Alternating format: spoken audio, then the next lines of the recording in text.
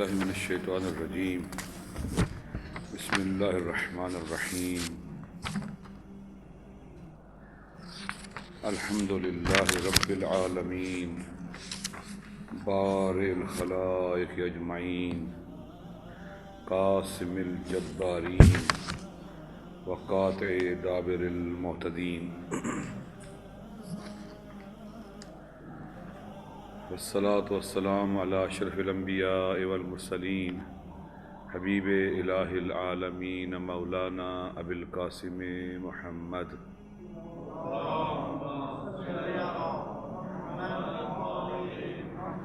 وعلی آلہ طیبین الطاہرین المعصومین المظلومین لا سیما بقیت اللہ فی العالمین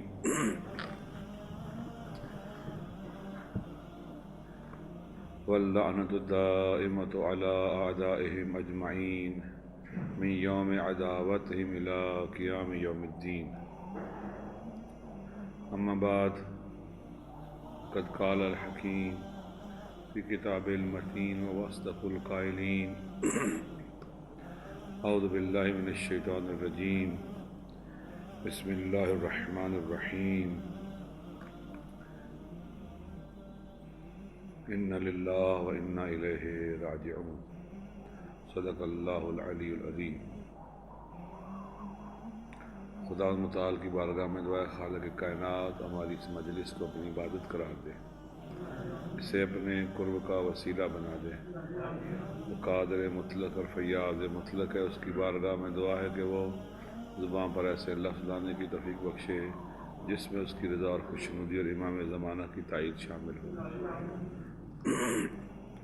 آغاز سخن میں اس نقطے کو جاننا اور توجہ ضروری ہے کہ جو بھی گفتگو ہے سب سے پہلے یہ میرے اپنے لیے ہے، میرے اپنے نفس کے لیے ہے، اور اس کے بعد پھر دوسروں کے لیے ہے۔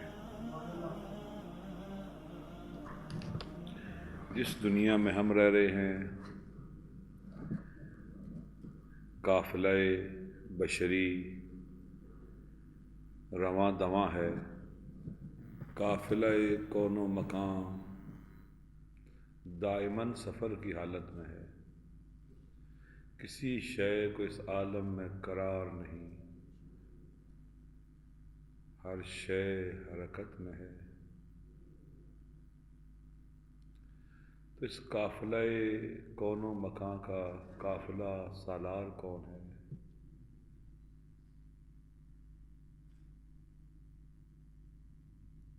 کون ہے جو اس قافلے کی سالاری کر رہا ہے؟ خدا قرآن مجید میں ارشاد فرماتا ہے ما من دابۃ الا هو آخذ ناصیتها۔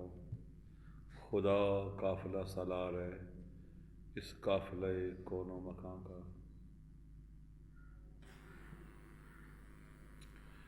اس کی منزل کون سی ہے؟ قرآن مجید میں لوگ پیغمبر سے پوچھتے ہیں کہاں جا رہا ہے یہ قافلہ؟ یسألونک عن الساعۃ ایان مرساہا۔ اے نبی تجھ سے پوچھ رہے ہیں کہ لنگرگاہ کون سی ہے اس قافلے کی، کہاں جا کے اس قافلے نے رکنا اور ٹھہرنا ہے۔ منزل اور لنگرگاہ اس قافلے کی کہاں ہے، کہاں رکنا ہے اس قافلے نے جا کر؟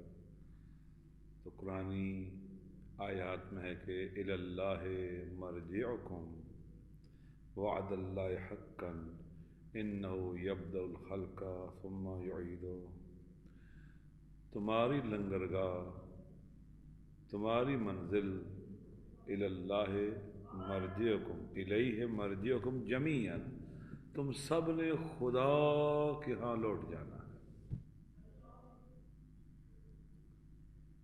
الیہ مرجعکم جمیعا، تم سب نے خدا کی طرف لوٹ جانا ہے، خدا کے ہاں لوٹ جانا ہے۔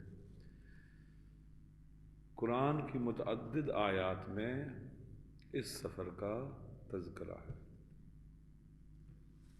لہذا کبھی آپ نے دیکھا ہوگا پانی برف کی شکل میں ہوتا ہے، پھر اس انجمادی کیفیت سے جب نکلتا ہے، منجمد ہوتا ہے، اس سے نکلتا ہے، پانی کی حالت میں ڈلتا ہے، تو پھر یہ سفر شروع کر دیتا ہے، سفر کرتا ہے، کرتے کرتے دریاؤں کی شکل میں ڈھلتا ہے، اور پھر جا کر سمندر میں ملتا ہے جا کر۔ ان تمام کثرتوں کی وحدت کا نام، ان تمام دریاؤں کی وحدت کا نام سمندر ہے۔ یہ رواں دواں رہتا ہے، پانی حرکت میں رہتا ہے، شور شرابہ ہے، صدا ہے۔ پوری دنیا کے دریاؤں کا رخ سمندر کی طرف ہے، یہ ان کی وحدت کا نام ہے۔ تمام انسانوں کا رخ خدا کی طرف ہے، ان کے سفر کا رخ خدا کی طرف ہے۔ جب تک یہ اپنی منزل پہ پہنچ نہ جائیں انہیں قرار نہیں مل سکتا۔ لہذا جب حرکت میں آنا ہے تو کہیں خدا کہہ رہا ہے سارعو، جلدی کرو، سست نہ ہو جاؤ، اپنی رفتار کو بڑھا دو، میری طرف سفر میں رواں دواں ہو، رفتار بڑھاؤ اپنی، سارعو، اپنی رفتار بڑھا دو، سست نہ ہو جاؤ۔ کہیں خدا کہتا ہے سابقو، خالی اپنی رفتار نہ بڑھاؤ بلکہ دوسروں پر سبقت لو، سبقت لو۔ اس واپسی کے سفر کا قرآن کی آیات میں جگہ جگہ ذکر ہے۔ بعض آیات میں ہے کہ وَفِي السَّمَاءِ رِزْقُكُمْ وَمَا تُوعَدُونَ، تم اپنا رزق فقط زمین میں تلاش نہ کرو۔ وَفِي السَّمَاءِ رِزْقُكُمْ، تمہارا رزق آسمانوں میں ہے، تم پرواز کرو، زمین سے بلند ہو جاؤ، اٹھو، خدا کے قریب ہو جاؤ، یہ خدا کے وعدے ہیں۔ تمہارا رزق آسمانوں میں ہے، وَفِي السَّمَاءِ رِزْقُكُمْ، تم فقط بدن نہیں ہو، تم ایک روح بھی ہو۔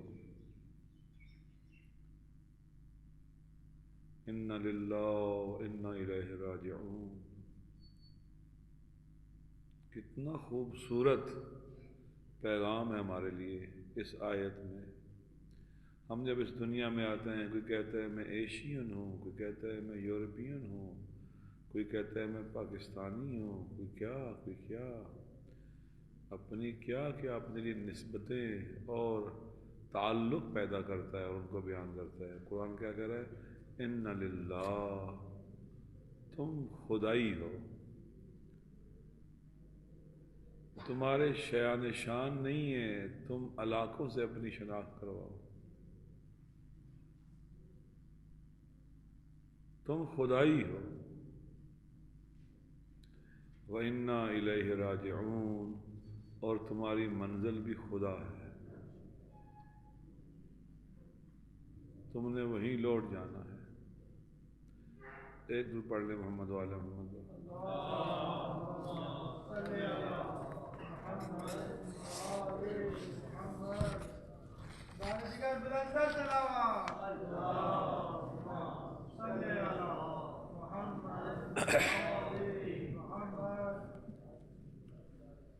پہلی بات یہ ہے کہ اِنَّ لِلَّهِ، تم خدائی ہو۔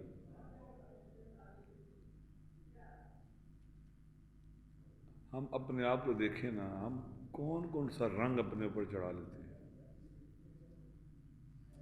قوموں کے رنگ، علاقوں کے رنگ، ہزار قسموں کے رنگ چڑھا کر ہم اپنے آپ کو عزت دیتے ہیں، ہمارے لیے وہ باعث فخر ہو جاتا ہے۔ وہ ہزار قسم کے رنگ جو دنیاوی ہیں، خدا کہتا ہے یہ نہیں، اِنَّ لِلَّهِ، تم خدائی ہو، تمہارے پر رنگ خدائی ہونا چاہیے، صبغۃ اللہ ومن احسن من اللہ صبغۃ ونحن لہ عابدون، رنگ خدائی، صبغۃ اللہ، رنگ جو ہے وہ رنگ خدائی ہے اور کچھ نہیں ہو، وہ باقی سب ظلمتیں اور تاریکیاں ہیں جنہیں تم رنگ سمجھے بیٹھے ہو، وہ سب تاریکیاں ہیں۔ انسان کے شایان شان جو رنگ ہے وہ رنگ خدائی ہے، اور بس صبغۃ اللہ ومن احسن من اللہ صبغۃ، کہتے ہیں کہ کوئی بھی کام کرو بسم اللہ پڑھو، اس کو رنگ خدائی دو۔ بسم اللہ الرحمن الرحیم، اپنے ہر کام کو رنگ خدائی دو، اپنے ہر سفر کو رنگ خدائی دو، اپنی ہر حرکت کو رنگ خدائی دو۔ ہجرت کرو دنیا کے رنگوں سے، دنیاوی ناموں سے ہجرت کرو، مہاجر بن جاؤ۔ فمن یخرج من بیتہ مہاجرا الی اللہ ثم یدرکہ الموت فقد وقع اجرہ علی اللہ، جو شخص بھی اپنے گھر سے ہجرت کرتا ہے اللہ کی طرف، مہاجر الی اللہ بن جاتا ہے، اپنے اس سفر کو خدائی رنگ دیتا ہے۔ ہر انسان سفر تو کر رہا ہے، یہ قافلہ کون و مکان حرکت میں ہے۔ جو انسان اپنے سفر کو ومن یخرج من بیتہ مہاجر الی اللہ ورسولہ، جو اپنے گھر سے نکلتا ہے اللہ کی طرف اور اس کے رسول کی طرف ہجرت کرنے کے لیے، مہاجر ہو جاتا ہے الی اللہ۔ یہ بسم اللہ الرحمن الرحیم حقیقت میں ہجرت ہے، اپنے بیت سے، اپنے نام سے۔ ہم کوئی کام کرتے ہیں، کہتے ہیں میرا نام لکھو اس پنکھے کے اوپر، میرا نام لکھو اس دروازے کے اوپر، یہ میں نے دیا ہے۔ یہ ہجرت نہیں ہے، اپنے نام سے ہجرت کرو، یہ بیت ہے جہاں تم ٹھہرے ہوئے رکے ہوئے ہو، اسیر ہو اپنے نام کے، قیدی ہو اپنے نام کے، اپنے نام کی زنجیروں میں جکڑے ہوئے ہو، اس تاریکی سے نکلو۔ بسم اللہ الرحمن الرحیم، کتنا خوبصورت سفر ہے، کتنی خوبصورت ہجرت ہے اس کی طرف جو تمام زیبائیوں کا حامل اور مالک اور خالق ہے، اسم اللہ کی طرف ہجرت ہے۔ اللہ جو تمام زیبائیوں کا خالق بھی ہے اور حامل بھی ہے۔ اگر عزت زیبائی ہے تو وہ عزیز ہے، اگر حکمت زیبائی ہے اور جمال ہے تو وہ حکیم ہے، اگر رحمت زیبائی ہے تو رحمان و رحیم ہے، اگر قدرت زیبائی ہے تو ان اللہ علی کل شیء قدیر ہے۔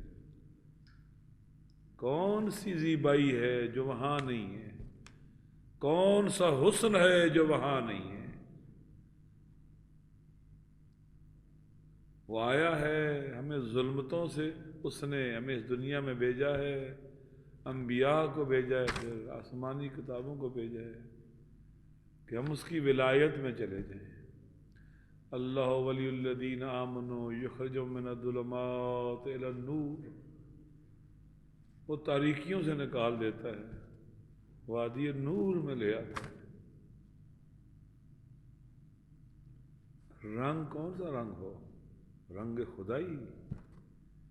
بسم اللہ الرحمن الرحیم، اپنے نام سے ہجرت ہے، اس کے مقابلے میں ہماری حیثیت کیا ہے؟ اسی کو سزاوار ہے کہ اس کا نام ہو. بس ہمیں یہ سزاوار ہے کہ ہماری نسبت اس کی طرف ہو. انا للہ و انا الیہ راجعون.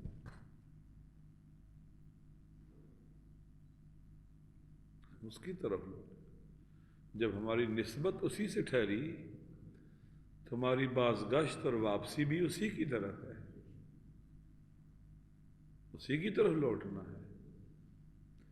لیکن انسان اس غم روزگار میں اس طرح الجھ جاتا ہے، جہاں سے آیا ہے وہاں کو بھی بھول جاتا ہے، جہاں جانا ہے اسے بھی فراموش کر بیٹھتا ہے، حتیٰ خود کو فراموش کر بیٹھتا ہے.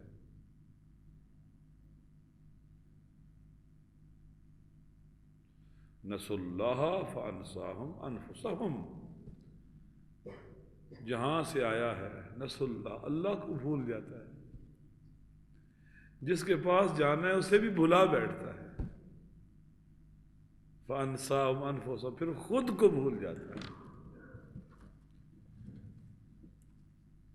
خود کو بھول، جو اپنے اول اور آخر کو بھول جائے وہ خود کو بھول جاتا ہے. قرآن کہہ رہا ہے نسوا اللہ، یہ لوگ بھول گئے اللہ کو. فانساہم انفسہم، خود کو بھول گئے.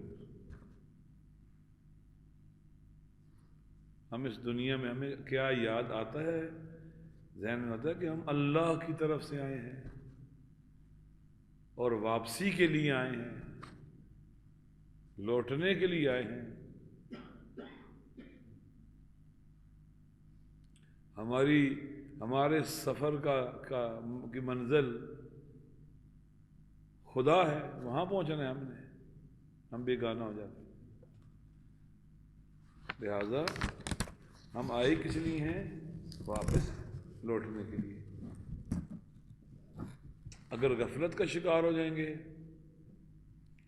پھر شیطان چاروں طرف سے حملہ کرے گا.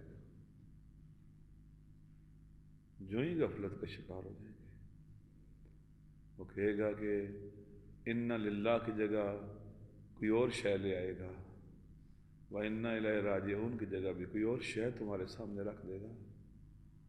آخرت سے کاٹ دے گا، اپنے خدا سے کاٹ دے گا، اپنے کریم رب سے جدا کر دے گا.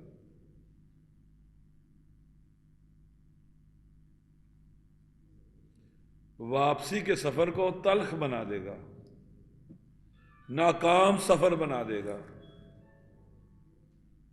لہذا جب انسان لوٹ رہا ہے تو واپسی کے سفر میں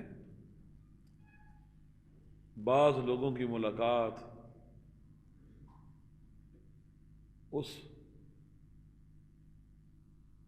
حیثیت سے خدا سے ہوگی کہ وہ رحمان اور رحیم ہے، اور بعض لوگوں کی ملاقات اس حیثیت سے ہوگی کہ وہ شدید العقاب ہے، وہ قہار ہے، وہ جبار ہے، وہ شدید العقاب ہے.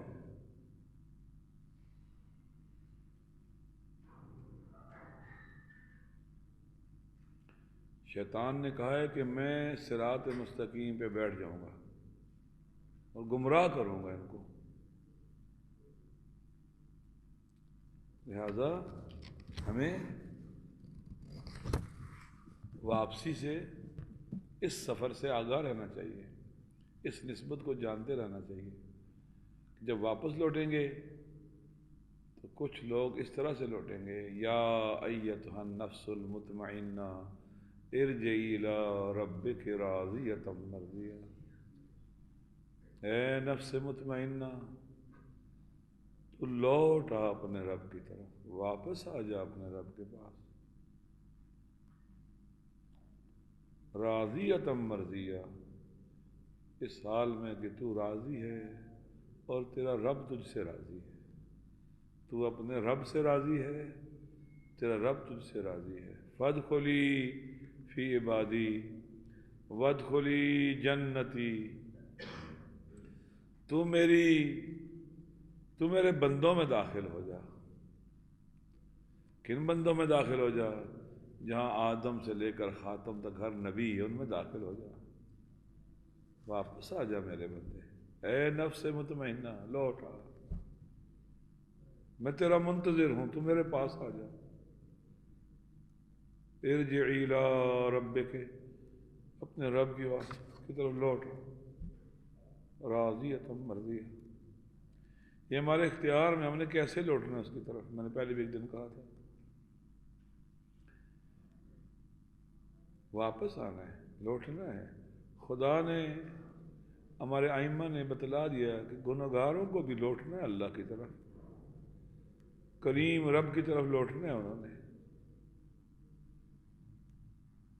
اے خدا، اے کریم رب، ہم گنہگار ہیں، ہم کہاں جائیں،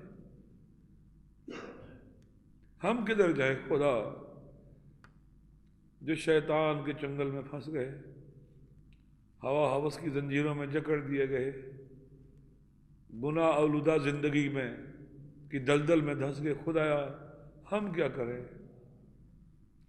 ارشاد خداوندی ہے، اے میرے نبی میرے ان بندوں سے کہہ دے جنہوں نے اپنے نفس پر ظلم کیا ہے، لا تقنطوا من رحمت اللہ، اللہ کی رحمت سے مایوس نہ ہونا، ان اللہ یغفر الذنوب جمیعا، وہ سارے گناہ بخش دینے والا ہے، واپس تو آئے۔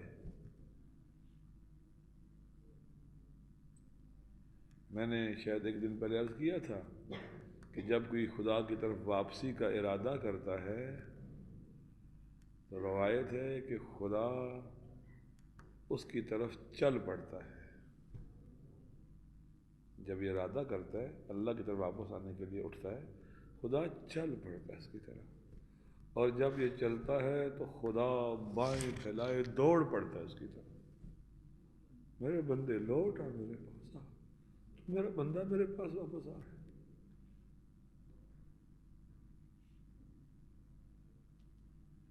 بعض روایات میں ہے خدا کہتا ہے کہ میں ساری رات غروب شمس سے لے کر طلوع فجر تک، طلوع خورشید سے لے کر غروب شمس تک اپنی بائیں پھیلائے اپنے بندے کا انتظار کرتا ہوں، یہ میرا گناہگار بندہ واپس آ جائے نا۔ اب خود سوچیں نا، جو گناہگار ہے اس لیے کیوں بائیں پھیلائی ہیں، اس کو معانقہ کرے، اسے اپنی باہوں میں لے لے، اپنی دامن رحمت میں لے لے اسے، اور جو اس کے ہاں ہوگا اس کا مقام کیا ہوگا؟ یہ تو جو بھاگا ہوا بندہ تھا، جو فراری تھا، اس کا استقبال ایسے خدا کر رہا ہے، جو رہائی، جو مقیم ہو گیا عند اللہ فی مقعد صدق عند ملیک مقتدر،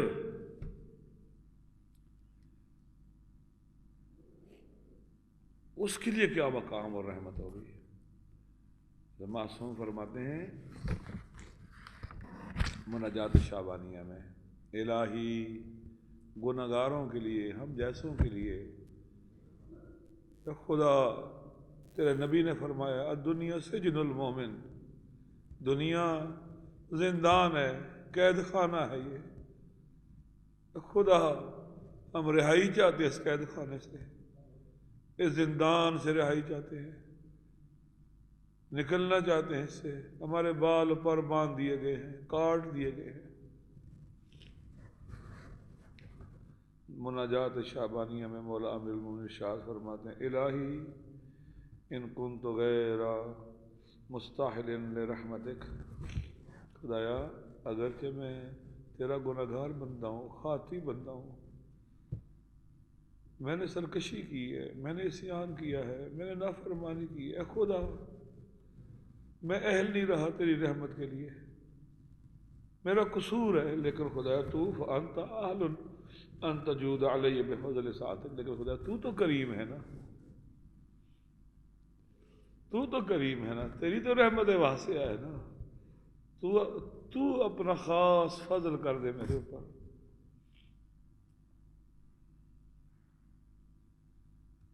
تو اپنی رحمت سے مجھے محروم نہ کر۔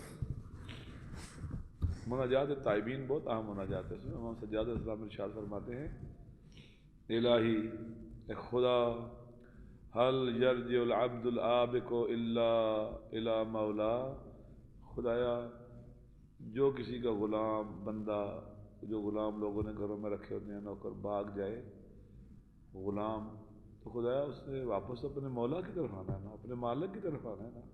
خدایا ہم نافرمانی کر کے ہم نے بغاوت کی تھی، ہم نے فرار کیا تھا، خدایا پھر ہم لوٹنا تو تیرے ہی پاس ہے نا، ہم کہاں جائیں خدا. حل یرجع العبد العابق، عبد فراری جو بھاگا ہوا غلام ہے، خدایا الا الی مولا، اس کے پاس کوئی سوائے راستہ ہے کہ سوائے یہ کہ اپنے مولا کے پاس واپس آ جائے. ام حل یجیر من سخطی احد الا سوا، احد سوا، خدایا اپنے مالک کے قہر و غضب سے اس کے مالک کے علاوہ کوئی اسے اور بچا سکتا ہے.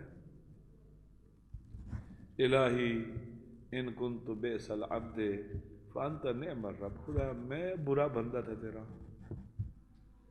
تو اچھا رب ہے نا، تو کریم رب ہے نا میرے مالک.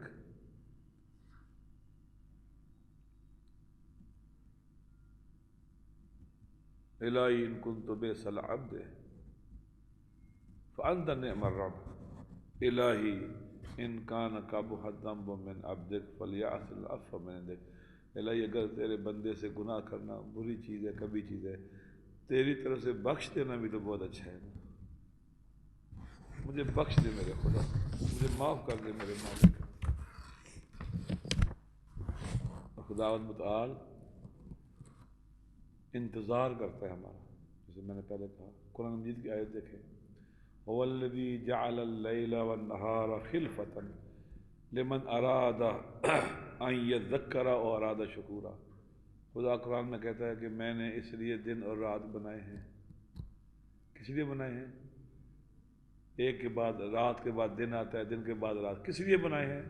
لمن اراد ان یذکر، اس کے لیے کہ جو میری یاد کی طرف لوٹ آئے، جو میرا ذکر کرنا چاہتا ہے، جو میرا شکر کرنا چاہتا ہے، بجا لانا چاہتا ہے. اس لیے اب جب واپسی ہے تو خدا کے ہاں کوئی دروازے بند نہیں ہیں. میں ایک واقعہ پڑھ رہا تھا، بعض لوگ دنیا میں جو کریم لوگ بھی ہوں نا، تو بالآخر ایک وقت ان کے دروازے بند ہو جاتے ہیں. تو خدا کا دروازہ کسی وقت بھی بند نہیں ہوتا. ظاہراً مناجات امام چہاروں میں سے ہے. راوی کہتا ہے کہ میں نے کیا دیکھا، کوئی شخص غلاف کعبہ سے لپٹا ہوا تھا اور کہہ رہا تھا الہی سائلک ببابک فقیرک ببابک، اے خدا تیرا سوالی، تیرا محتاج تیرے دروازے پہ آ گیا ہے. یہ وقت ہے جب دنیا کے بادشاہوں نے اپنے دروازے بند کر دیے اور پہرے دار کھڑے کر دیے ہیں، لیکن باب کا مفتوح للسائلین، لیکن خدایا تیرا دروازہ کبھی سوالیوں کے لیے بند نہیں ہوتا. راوی کہتا ہے کہ انتہائی حزین آواز میں گریے کے ساتھ یہ دعا اور مناجات کی آواز جب میں نے سنی، میں کعبہ کے قریب پہنچا. میں نے کیا دیکھا، امام زین العابدین غلاف کعبہ سے لپٹ کر خدا کو یاد کر رہے ہیں.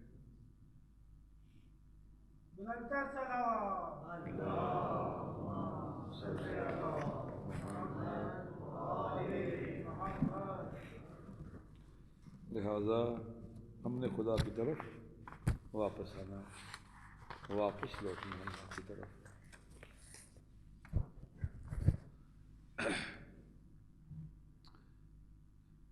جوانی بہترین وقت ہے واپسی کے سفر کے لیے. شیطان کی توجہ زیادہ تر جوانوں پر ہوتی ہے،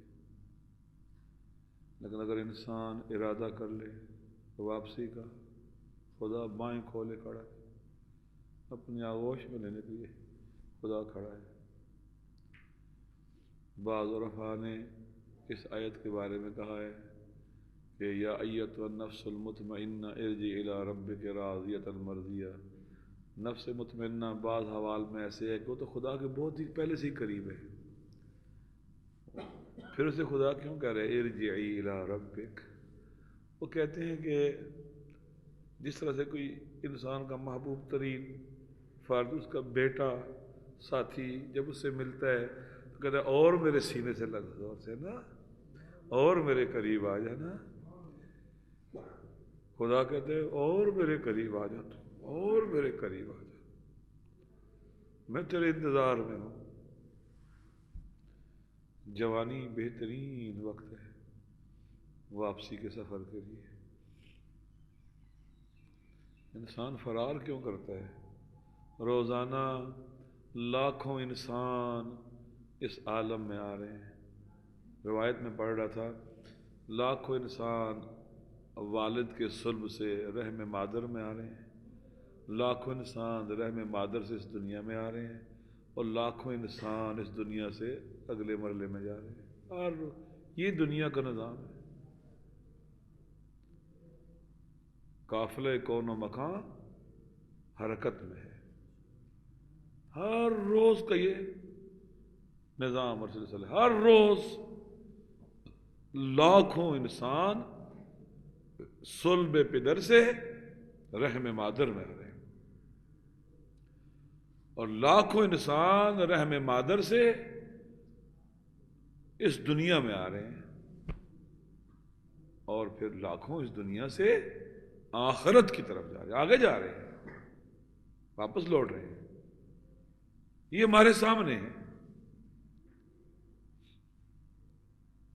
تو ہمیں جوانی میں اگر ہم متوجہ ہو جائیں تو انسان جو ہے آسانی سے واپس جا سکتا ہے، کیونکہ ابھی دنیا کے تعلقات کی زنجیروں میں اتنا جکڑا ہوا نہیں ہے.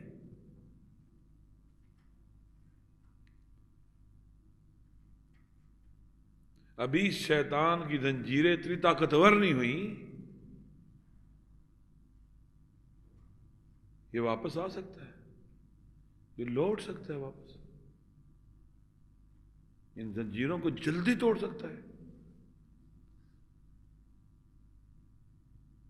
معصوم فرماتے ہیں کہ علیک بالاحداث فإنهم اسرع الى كل خیر.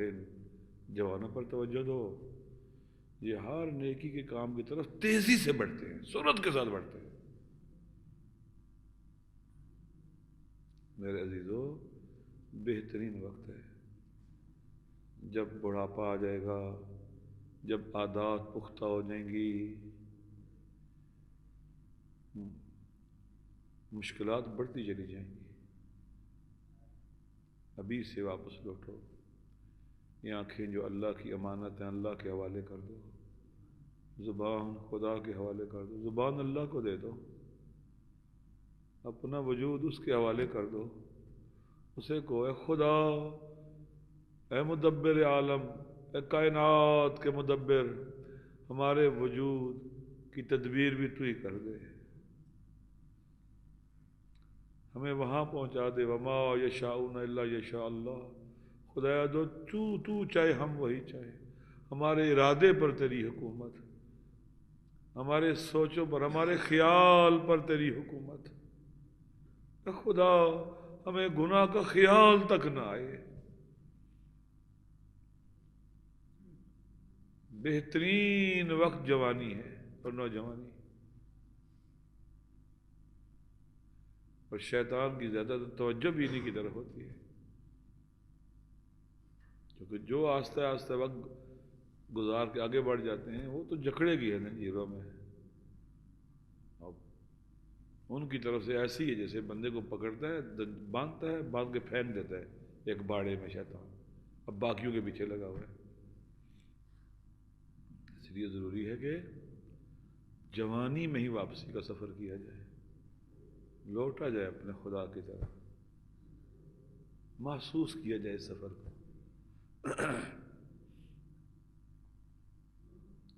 اب دیکھیں نا، ہم جن کے ماننے والے ہیں علی اکبر 18 سال کے سن میں امام حسین علیہ السلام نے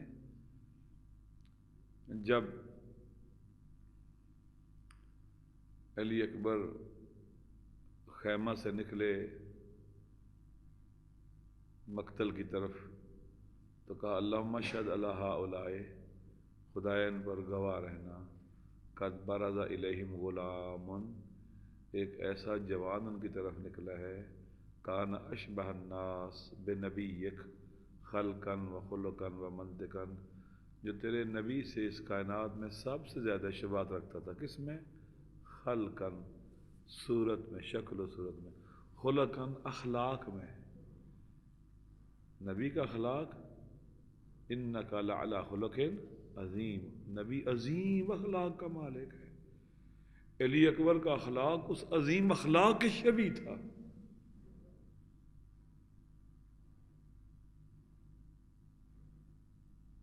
ومنطقاً، گفتار بھی نبی کی گفتار کی طرح تھی، نبی کی زبان سے قرآن اور وحی اور حق صادر ہوتا تھا، نطق نبی حق تھا۔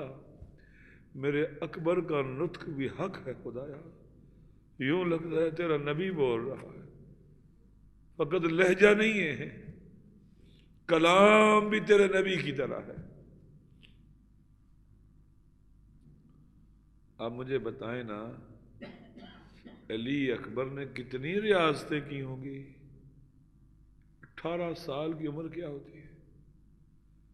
18 سال کے سن تک پہنچنے سے پہلے علی اکبر کا باطن بھی شبیہ رسول ہو گیا تھا۔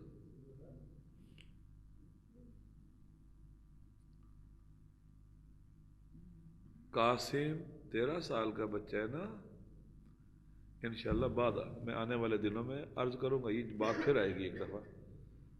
یہ میری ساری گفتگو مقدمہ ذہن کی آمادگی ہے آئندہ کے پروگراموں درسوں کے لیے، شاید 7-8 درس ایسے ہو جائیں ہمارے۔ قاسم دیکھیں نا، مثلاً یعنی شب عاشور خیمے میں امام نے سب کو جمع کیا ہوا ہے، 72 کے 72 حسین کے خیمے میں ہے۔ کبھی کبھی سوچتا ہوں شمس سے امامت جب ان 72 جانثاروں کے درمیان ہوگا تو کتنا پیارا لگ رہا ہوگا میرا حسین، کتنا خوبصورت لگ رہا ہوگا حسین، جس کے دائیں عباس ہو، ایک طرف علی اکبر ہو، سارے جانثار پاس ہو، اور امام کہہ رہے ہو تم چلے جاؤ، چراغ خیمہ گل کر دیں، کوئی جائے نہیں، بیٹھا رہے۔ شاید تاریخ بشریت میں خیمے میں اتنی پاکیزہ ہستیاں کبھی اکٹھی نہ ہوئی ہوں۔ جب صاحب نے کہا ہماری 1000 جانیں فدا ہو جائیں، کہتے سب سے پہلے جو تڑپ کے بولا وہ ابوالفضل عباس تھا۔ یہ صورت میں بھی قمر تھا بنی ہاشم کا، اور سیرت میں بھی قمر تھا بنی ہاشم کا، یہ چاند تھا بنی ہاشم۔ امام نے سب کو بشارت دی، شہادت کی، سب شہید ہو جاؤ گے۔ تو کہتے ہیں کہ جب سب کو شہادت کی بشارت مل گئی، میں نے شہید مطہری کی کتب میں دیکھا ہے کہ خیمے میں نا سب سے پیچھے قاسم بیٹھا ہوا تھا آخر میں، کیونکہ سب سے چھوٹا تھا نا۔ ادب بھی یہی تھا، بڑے آگے بیٹھے ہیں، چھوٹے پیچھے بیٹھے۔ اتنا با ادب تھا میرے حسین کا قاسم، سن میں چھوٹا تھا لیکن ارادے، پختہ ارادوں کے حوالے سے بہت بڑا تھا۔ معرفت کی منزلوں میں قاسم بہت بڑا تھا، بہت۔ امام کھڑا ہو گیا نا، ادب دیکھے نا، بیٹھے ہوئے بات نہیں کی نا، امام کے سامنے بیٹھ کے بات کروں یہ خلاف ادب ہے۔ کھڑے ہو جاتے، 13 سال کا بچہ اتنا مؤدب، بھوکا ہے پیاسا ہے، نہیں کہہ رہا ہے مجھے پیاس لگی ہوئی ہے، مجھے پانی کب ملے گا، نہیں کہہ رہا، نہیں کہہ رہا میری تشنگی کب بجھے گی، نہیں کہہ رہا ہم وطن کو کب لوٹیں گے، نہیں کہہ رہا ہمارا معاشرہ کب ہوگا ختم ہوگا، نہیں کہہ رہا یہ سختیاں کب ختم ہوگی۔ کہتا ہے چچا چچا کیا میرا نام بھی شہداء کی فہرست میں ہے؟ امام نے کہا، جواب نہیں دیا، سوال کیا۔ امام بتانا چاہتے تھے قاسم کو سندھ کی نگاہ، ظاہری سندھ کی نگاہ سے نہ دیکھنا میرے قاسم کو، قاسم بہت بڑا ہے، بہت بلند ہے، بڑی عظمت کا مالک ہے، یہ خود آیا ہے کربلا، یہ اس لیے نہیں آیا ہے کہ اس کا چچا کربلا جا رہا ہے، یہ اس لیے آیا ہے کہ اس کا امام کربلا جا رہا ہے، یہ امام کی نصرت میں آیا ہے، یہ شہادت کی تلاش میں آیا ہے، یہ مہاجر اللہ ہے، اس نے ہجرت کی اپنے وطن سے اللہ کی طرف۔ کہا کیف عندک العلم، میں کبھی کبھی سوچتا ہوں۔ امام نے کہا یا بنی، امام نے آنکھیں ایسے بلند کر کے دیکھا، یا بنی، جب قاسم کو دیکھا ہوگا امام نے، امام کی نگاہوں میں کتنی شفقت ہوگی، انداز دیکھنے کا کیا ہوگا، وہ لہجہ، اس لہجے کی شیرینی، یا بنی میرے بیٹے قاسم، کیف عندک الموت، تجھے موت کیسے لگتی ہے؟ کہا چچا جان احلی من العسل، چچا شہد سے بھی زیادہ میٹھی، میں قربان جاؤں قاسم تیری معرفت پر، یہ 13 سال کا بچہ آپ کے لیے نمونہ عمل ہے، ہمارے لیے کتنے نمونہ عمل ہے، یہ نمونہ عمل کا گلدستہ ہے، اس گلدستے کا خوبصورت پھول ہے، قاسم کی ہم پیروی کریں، قاسم ہمارا ہیرو ہو، ہم قاسم کے نقش قدم پر چلے، چچا شہد سے بھی زیادہ میٹھی۔ امام فرماتے ہیں ای واللہ فداک امک، ہاں بیٹا تو بھی شہید ہوگا، تجھ پہ تیرا چچا حسین فدا ہو جائے، تو بھی شہید ہو جائے گا، اور تو کجا، تیرا چھوٹا بھائی علی اصغر بھی شہید ہو جائے گا۔ ایک مرتبہ سوچتا ہے علی اصغر تو چل نہیں سکتا، تڑپ کے کہتے ہیں چچا کیا کل یہ بے غیرت خیموں میں آ جائیں گے، کیا یہ بے غیرت خیموں میں آ جائیں گے؟ عرض کروں گا اے قاسم تو سوچ کے تڑپ گیا تھا، تو خیال کر کے تڑپ گیا تھا، کاش تو شام غریبہ ہوتا، جب یہ ظالم گھوڑوں پہ سوار خیموں کی طرف بڑھے، انہوں نے خیموں کو گھیر لیا، اور شبر ملعون نے بلند آواز میں کہا ادخلوا الخیام، آئے تم سارے خیموں میں داخل ہو جاؤ، اب تمہیں روکنے والا کوئی نہیں، وَاسْرِقُوا بِضَاعَتَهُنَّ، جو لوٹ سکتے ہو لوٹو، سروں کی چادریں لوٹ لو، کانوں سے گوشوارے نوچ لو، جو لوٹ سکتے ہو لوٹ لو۔ قاسم عاشق شہادت، مہاجر اللہ، کم سنی میں کہاں سے سفر اس نے کیا؟ ہجرت کی مدینہ سے مکہ تک، پھر مکہ بیت الحرام سے چلا کربلا کی مسجد اقصیٰ کی طرف، معراج شہادت کی طرف سفر کرنے کے لیے، یہ عروج کے لیے، اور معراج شہادت کی طرف سفر کرنے کے لیے کربلا آیا، روز عاشور آ گیا، روز عاشور آ گیا، ہر آوان شہید ہو گئے، علی اکبر شہید ہو گیا، قاسم دیکھ رہے ایک ایک شہید ہو رہے، ایک ایک، کہتے جب علی اکبر شہید ہوئے نا تو قاسم آتا ہے اپنے چچا کے پاس، چچا مجھے اجازت دے دو، اب مجھے بھیج دو نا چچا۔ امام تاخیر سے کام لیتے ہیں، کہتے ہیں قاسم نے جعل یقبل یدیہ ورجلیہ، کبھی اپنے چچا کے ہاتھوں کو بوسے دیتے ہیں، پھر کبھی پاؤں پہ گر کر پاؤں کو چومنے لگتے ہیں، مولا حسین کے پاؤں کو، چچا مجھے اجازت دے دو نا، چچا مجھے اجازت دے دو نا۔ جب قاسم حسین کے پاؤں پہ گرا ہوا تھا، میرے حسین نے قاسم کو بلند کیا، اپنے سینے سے لگایا، اپنی باہوں میں لے لیا، وجعل یبکیان حتی غشی علیہما۔ بالآخر قاسم کو اجازت مل گئی، میرے حسین نے قاسم کو خود سوار کیا، قاسم کو خود سوار کیا۔ جو بھی لڑنے جاتا تھا اس کے بدن پہ زرہ ہوتی تھی، سر پہ لوہے کا خود ہوتا تھا۔ قاسم کے بدن پر نہ زرہ ہے نہ سر پر خود ہے۔ سر پر خود کی جگہ امام نے قاسم کو تحت الحنک باندھا، جو میت کو باندھا جاتا ہے، خود اٹھا کے گھوڑے پہ بٹھایا۔ قاسم کے پاؤں رکابوں تک نہیں پہنچتے تھے۔ راوی کہتے ہیں میں نے دیکھا کہ یوں لگا جیسے بادلوں کی اوٹ سے چاند کا ٹکڑا نکلتا ہے۔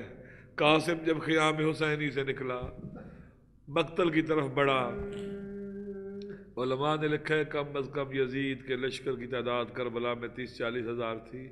40 ہزار کے مقابلے میں اکیلا بلند آواز سے کہتا ہے، یہ نہ سمجھو کوئی بچہ آیا ہے، کوئی 13 سال کا طفل آیا، مجھے پہچانو، انی انا القاسم من نسل علی، مجھے پہچانو، میں علی کا پوتا قاسم آیا ہوں۔ اس کی غیرت اور حمیت گوارا نہیں کرتی، اس کے چچا کے امام کے سامنے، اس کے امام کے سامنے یزید کا پرچم بلند ہو، کہتے سب سے پہلے اس نے یزید کے پرچمدار پر حملہ کیا۔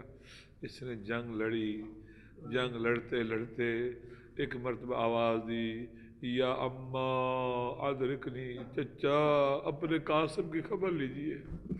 علماء نے لکھا ہے امام اس طرح مقتل کی طرف گئے جس طرح شکاری باز شکار کی طرف جاتا ہے۔ شہید مطہری نے لکھا ہے اور علماء نے بیان کیا ہے، جب گرد و غبار چھٹی تو دنیا نے کیا دیکھا، امام نے قاسم کا سر اپنے اذانوں پہ رکھا ہوا ہے اور قاسم شدت درد سے ایڑیاں رگڑ رہا ہے۔ میرا حسین قاسم کے جنازے پہ بیٹھ کے کہہ رہے، بنی یعز علی امک، میرے بیٹے تیرے چچا کے لیے بڑا مشکل ہے، تو اسے پکارے اور اس وقت پہنچے جب تیرا یہ حال ہو چکا۔ ایت اللہ شیخ جعفر تستری کہتے ہیں ایک مرتبہ حسین نے قاسم کو اٹھایا، لے کے چلے، قاسم کے پاؤں زمین چوم رہی تھی، کہتے ہیں قاسم تو بچہ تھا، آخر کیا وجہ تھی قاسم کے پاؤں زمین چوم رہی تھی؟ وہ کہتے ہیں 2 وجہ ہو سکتی ہیں، یا حسین کی کمر جھک گئی تھی، یا قاسم پامال ہو کے اس طرح اس کا لاشا ہو گیا تھا کہ سنبھالا نہیں جا رہا تھا۔ وہ کہتے ہیں کربلا میں 2 لاشیں پامال، 2 بدن پامال ہوئے، ایک حسین کا بدن، ایک قاسم کا بدن۔ کہتے ہیں حسین شہادت کے بعد پامال ہوئے، قاسم زندہ پامال ہوا۔